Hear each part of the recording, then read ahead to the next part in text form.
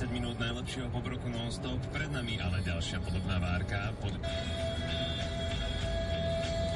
Žili raz traja bratia.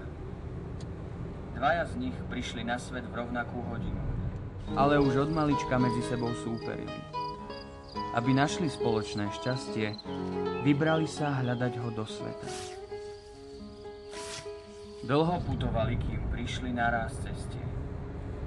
Sľúbili si, že sa do roka a do dňa opäť stretnú. Brat, ktorý sa pustil pieskom a pustatinou, šiel do služby ku smrti. Veril, že smrť mu ukáže cestu za šťastím.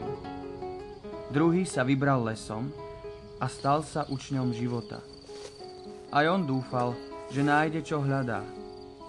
Tretí, mladší, sa nepodobal ani na jedného. Vedel, že šťastie si ho nájde, keď príde jeho čas.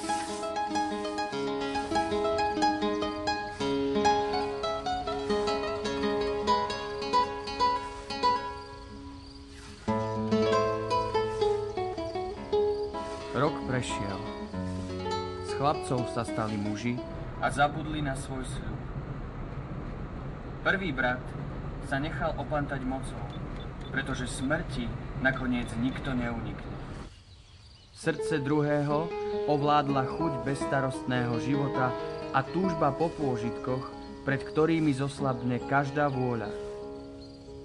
Keď ubehlo 7 rokov, smrť a život ich prepustili zo služby a povedali im: Naučili ste sa ovládať naše majstrovstvo. Choďte, správne ho využite a nájdite to, čo vás spojí, alebo vás navždy rozdelí. A tak sa vydali na cestu.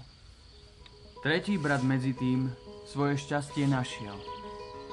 Čakal na svoju milovanú. Keď prišli na lúku, znova sa stretli. Dvaja starší cítili, že šťastie sa blíži, no nevedeli, ako ho spoznajú. Hneď ako uvideli bratovú milovanú, obaja ju chceli získať len pre seba. Túžba zmocniť sa jej im zaslepila oči.